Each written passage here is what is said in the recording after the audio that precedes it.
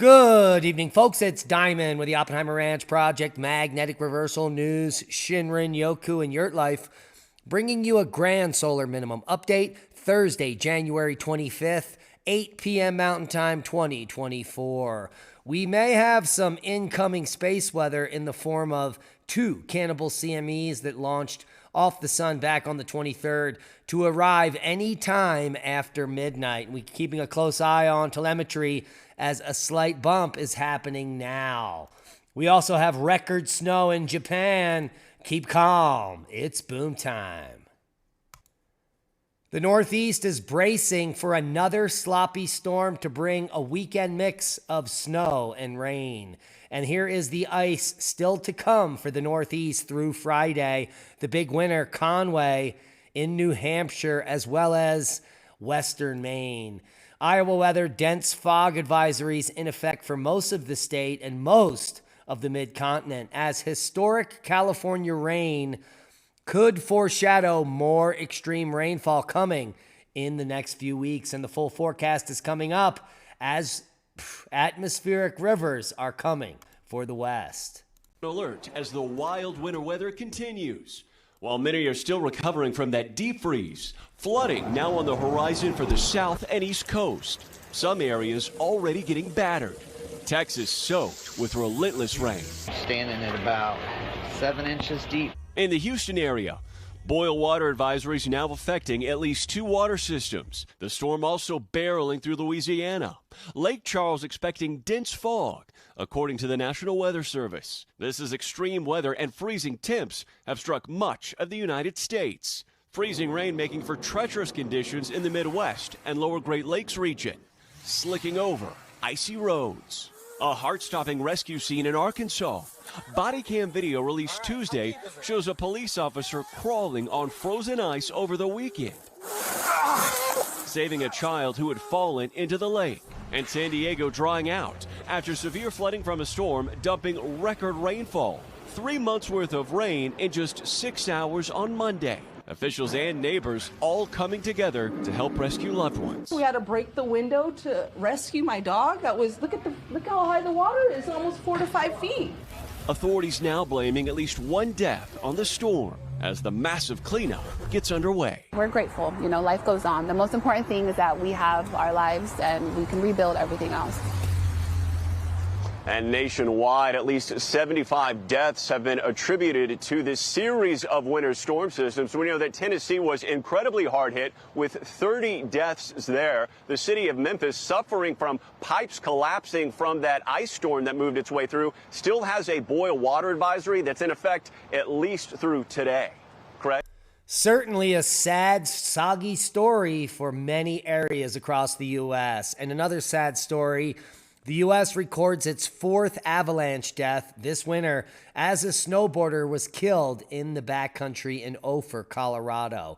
An avalanche killed a 67-year-old man as he was snowboarding solo in the Colorado backcountry. That tells you a few things. Never go backcountry solo. Here's the full forecast. Heavy rain and thunderstorms across the south. Wintry mix across New England. Heavy rainfall for the Pacific Northwest. Across the deep south, heavy rain and thunderstorms continue through today with the potential for more flooding. Meanwhile, widespread dense fog will make for poor visibility for the central portion of the nation. Fog warnings up in this grayish color here in the center of the country there. The wet weather and warm temperatures will move into the eastern third of the country through Friday, and the Pacific Northwest continues with episodes of heavy rain through Friday.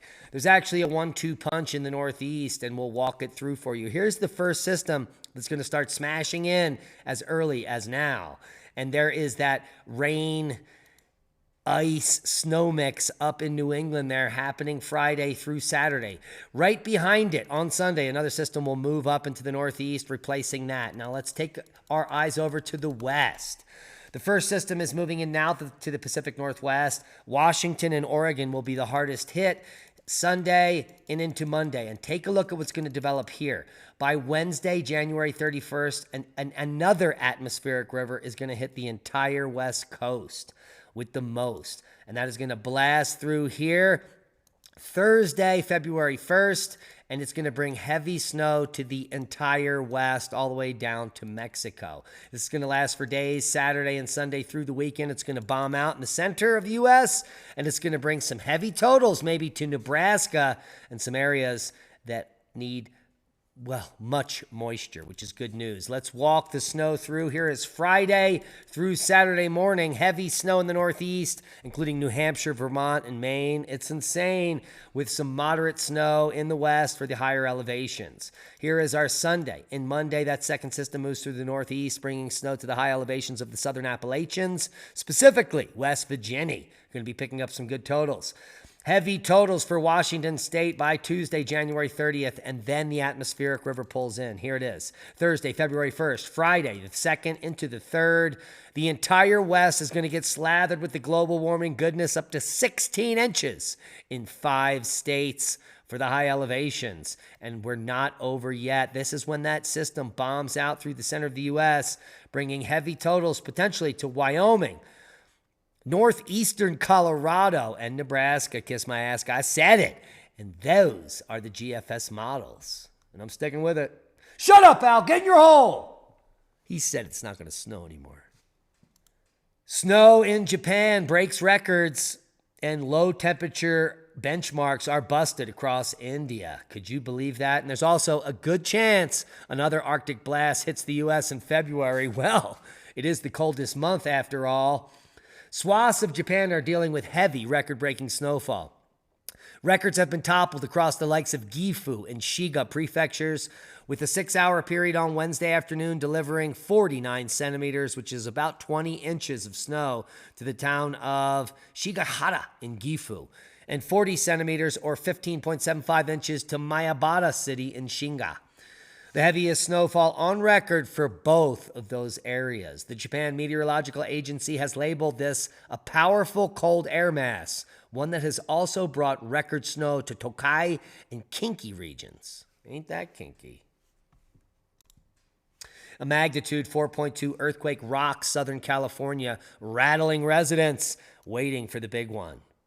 Yeah, why would you live there if you're waiting for the big one? That's my question. A magnitude 4.2 earthquake shook parts of Southern California on Wednesday night, according to the USGS, rattling dishes and bolting residents out of their dinner seats and into the streets. But nothing did develop. Seismic update. Worldwide, no quakes of note. The 4.2 lit up in blue. Who knew? Now you do. 5.0 in Chile. No other quakes worldwide worth a mention. Just normal activity. Worldwide volcano news update. Merapi volcano field report. Intense glowing avalanches, strong pyroclastic flows, and 4K photography make for a spectacular photograph. Now, don't they? Santiaguito, sporadic emissions today. Sabancaya also puffing. Semeru to 15. Reventador to 15. Fuego to 16. Nothing out of the ordinary here. Semeru to 18,000. What else do we have? Suanosimo. Yeah, also puffing and passing. No out of the ordinary earthquakes. Good news. Popo puffing to 20. And that is your worldwide volcano news update. Keeping a close eye on the Reykjanes Peninsula. Seismicity has gone dead basically over the last 24 hours. Tremor is still quite elevated, far above that 4,000 threshold where eruptions occur. The next eruption is imminent, as you can see, a ramping up over the last 5 days to the next eruption.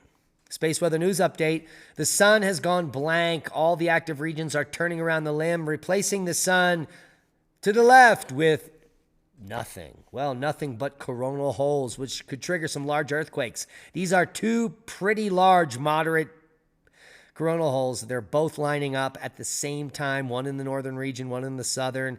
They will be geoeffective in 24 hours. So starting 24 hours from now, for the next 2 days, we are in seismic alert. We're also in geomagnetic storm alert for the 26th with a G1 geomagnetic storm forecast. KP currently at 2. Let's take a look at the aurora forecast. Still moderate at best as we take a look at telemetry here, and we'll refresh it real quick for everyone that's watching so we can keep honest here. Yeah, no, there is nothing happening. A major drop down in telemetry. We did have a slight rise earlier today, But plasma speed is weak, everything is weak, and so we're waiting for the bump up into potential geomagnetic storm, which is not happening. But the WSA Enlil spiral is showing two cannibal CMEs headed our way that erupted on the 23rd to make contact in the next few hours. Eyes up on the skies. Japan's moon lander could still be saved, and lots of data has been received. The only problem is some of that data was a picture from a drone nearby, and it shows the lander upside down. That is very bad news. The pinpoint landing was achieved with an accuracy of less than 10 meters and probably about 3 to 4 meters.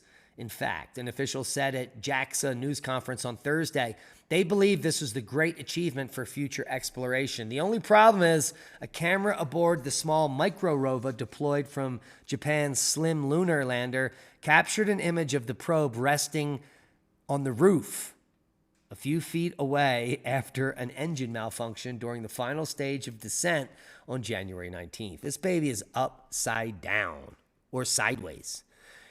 It should not be sitting that way. So I don't know how much this lander could still be saved, in my opinion. Looks a little cockeyed.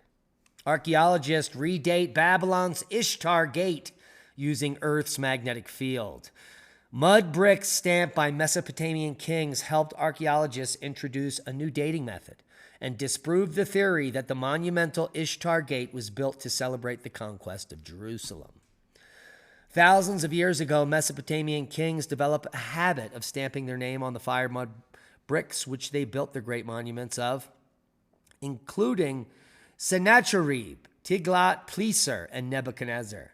And other monarchs whose names just roll off the tongue could hardly have imagined that one day their megalomania would pay off in the most unexpected way. Hey, hey.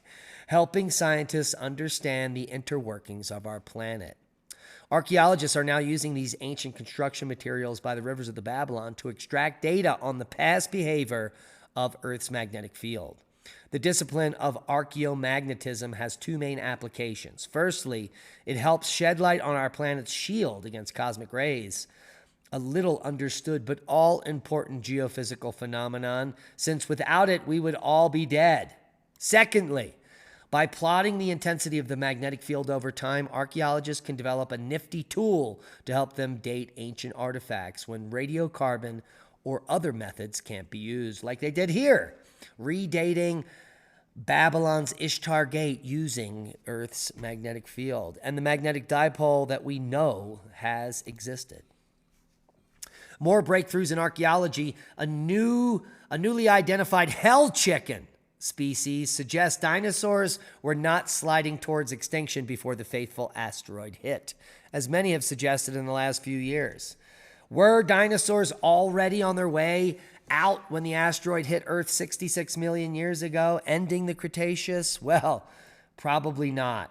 The geologic period that started 145 million years ago, well, it's been questioned that that dinosaurs were dying for tens of millions of years before the final blow and the huge comet took them out. But it couldn't be further from the truth.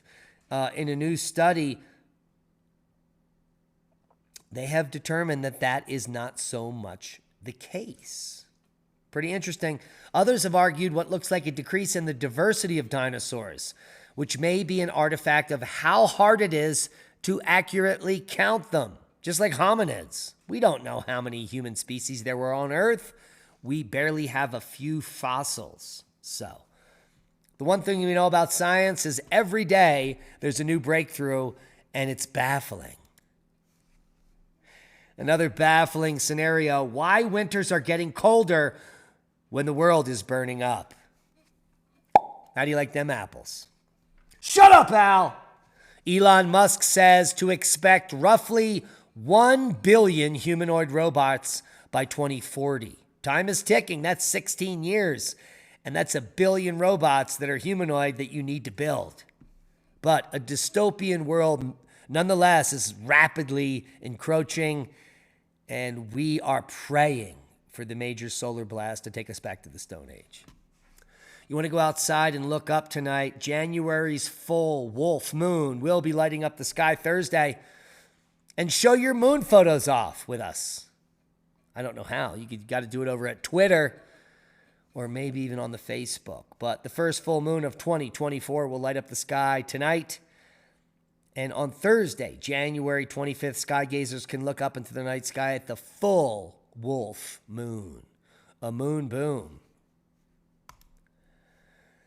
Now, this could be the last full moon you see in quiet times. Governor Reynolds and 24 Republican governors signed a joint statement today supporting the state of Texas's constitutional rights to self-defense at the border. And this very well may be the beginning of the end, or the beginning of the second civil war in the United States. And hopefully it doesn't kick off before the San Luis Valley Seat Exchange at the end of March. We're talking March 30th and 31st in the San Luis Valley, Moffett, Colorado, at Joyful Journeys Hot Springs. Diamond and Leah will be there, as we are pictured here last year in one of the flyers, and we look gorgeous. Hopefully we'll see you at the San Luis Valley Seed Exchange, and we could exchange some medicine, some seeds, some knowledge, and we'll be providing local hop tea. Yes. A plant that's not supposed to be indigenous of the region, yet there seems to be thousands of vines of it. Completely medicinal as well. And that's a boom to knowledge. Please share this video as we are shadow banned. We need your help to grow. Become a Patreon. Support the work we do and watch all of our productions in one place, commercial free. Check us out on Rumble for content that we can't share on other places. All the links will be below. We love you. Be safe. And that is a boom. Civil.